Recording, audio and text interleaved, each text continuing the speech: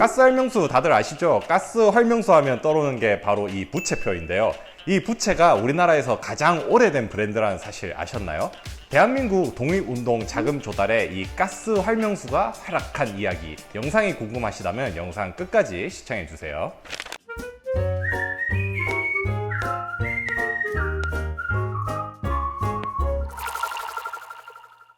안녕하세요. 인문학하는 약사의 재밌는 이야기 메디슨 엑시스토리의 저는 펭귄 약사입니다. 이제 8.15 광복절인데요. 우리나라가 일본으로부터 해방됨을 기념하는 날입니다. 이번 시간에는 대한민국 독립운동을 도와준 고마운 명약에 대해서 한번 알아보았습니다.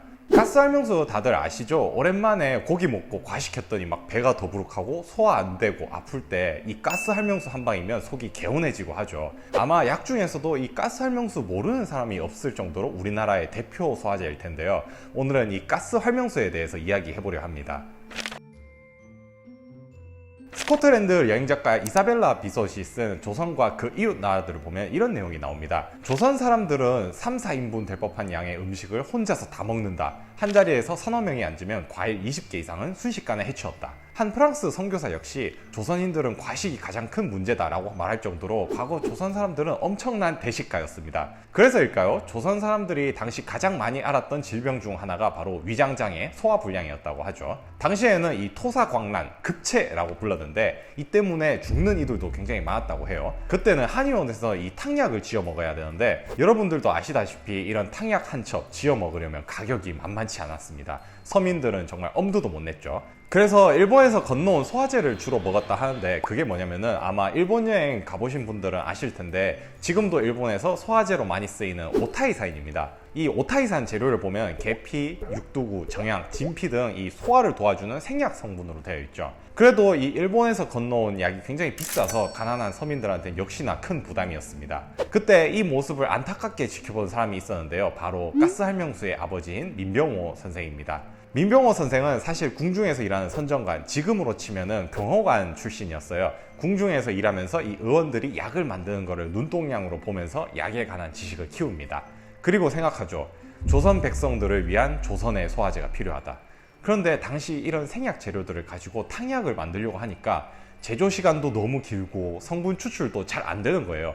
그런데 같이 궁중에서 일하던 이 외국 의사가 이렇게 말을 해요. 생약 성분을 끓이는 대신에 알코올로 침출시킨다. 여기서 힌트를 얻은 거죠. 조선의 재료에 서양의 기술을 더하다. 덕분에 더 저렴하면서도 쉽고 대량으로 약을 만들 수 있었다고 해요. 그렇게 탄생한 것이 바로 생명을 구하는 약이란 의미의 활명수였습니다. 민병호 선생은 이 1897년 궁중일을 그만두고 나와서 자신의 아들 민강 선생과 함께 약방을 차리는데요. 이름을 같이 화합한다는 의미로 동화를 써서 동화약방이라 이름 짓고 사람들한테 활명수를 팔기 시작했죠. 처음 등장했던 이 활명수, 탄산가스가 없는 원액 상태의 약이었는데요. 쓴맛이 나서 이 박하와 설탕을 넣어서 마치 지금의 시럽 같은 물에 타가지고 마시는 형태였다고 해요. 이 활명수 출시내자마자 어마어마한 히트를 칩니다. 동화약방에 활명수를 사기 위해 하루에도 이 수백 명이 왔다 갔다 했다 해요. 그런데 여러분도 알다시피 이 한 아이템이 히트를 치면은 이걸 따라하는 다른 사람들이 생기기 마련이죠. 활명수의 인기가 높아지니까 너도 나도 활명수란 이름으로 이 짝퉁 활명수들이 판을 치기 시작합니다. 그러자 이 아들 민강 선생이 우리가 진짜 원조 활명수다 라고 하면서 1910년에 이 부채표 활명수를 상표로 등록하는데요. 이 부채표가 우리나라 최초의 상표 등록이었다고 합니다. 그러니까 지금 여기 있는 이 부채가 110년 동안 이어져 온 굉장히 오래된 부채인 셈이죠. 아들 민강 선생은 이 동화약방의 주인이었지만 또한 굉장히 열성적인 독립운동가이기도 했습니다.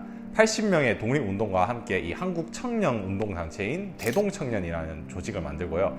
소위 학교를 세워가지고 이 가난하고 교육받지 못한 사람들한테 우리나라 역사를 가르치고 후학교육에 힘썼죠.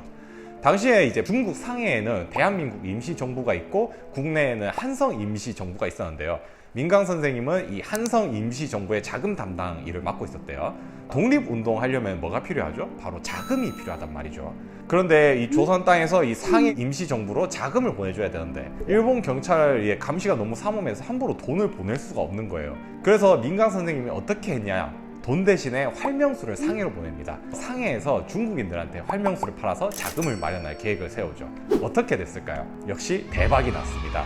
활명수가 굴티나게 팔리고 그 자금으로 상해 임시정부를 운영했다고 하죠. 그리고 상해에 있는 임시정부와 이 국내 임시정부가 만나서 회의도 하고 정보도 주고받고 이렇게 해야겠죠. 그래서 이 서울에 연통부라는 비밀 행정 조직이 생기는데요. 이거를 어디에 세울까 고민을 하다가 이 민강 선생이 동아약방에는 하루에도 수백 명의 약을 사러 왔다 갔다 하니까 이 약방 안에다가 연통부를 설치하면은 일본 경찰에 의심을 받지 않을 거다. 그래서 동아약방에 지금의 서울연통부가 설치가 되어 독립운동기지 역할을 수행하게 되죠. 그러나 안타깝게도 민강 선생은 이 대동단 사건으로 체포돼서 옥살이를 하고 나옵니다. 그 후에도 독립운동가 양성에 힘쓰다가 이 고문 후유증으로 1931년에 순국하시죠. 동아약방은 그 후에 이제 또 다른 독립운동가이신 보당 윤찬식 선생에 의해 운영되고 동아약품공업 주식회사라는 이 현대공장식 제약회사로 발전해서 오늘날의 동아약품이 되었다고 해요. 동아약품 제품 뭐가 있을까요? 저희 약국에 있는 제품들 몇 가지를 가져왔는데 일단 이제 제일 많이 나가는 가스활명수 있고 종합감기약으로 마시는 판콜, 상처치료제 후시딘 연고도 있고요. 또 잇몸 치약으로 나가는 이치치약, 굉장히 다양한 제품들이 있습니다. 지금까지 이 가스활명수랑 동아약방에 대해서 알아봤습니다. 활명수가 생명을 살리는 약이란 뜻이잖아요. 이 약이 소화불량과 위장장애로 괴로워하던 조선 사람들을 살렸다는 의미에서 활명수라고도 불리지만 또 대한민국의 독립을 도와줬다는 또 다른 의미에서 이 활명수라는 이름이 굉장히 잘 어울리는 것 같습니다. 이번 영상은 여기까지였고요. 저는 더 재미있고 유익한 약 이야기로 여러분들께 찾아뵙도록 하겠습니다. 영상이 유익하셨다면 좋아요와 구독 눌러주세요. 큰 힘이 됩니다. 인문학하는 약사의 재미있는 약 이야기 메디슨 엑시스토리, 저는 펭귄 약사였습니다. 네, 감사합니다.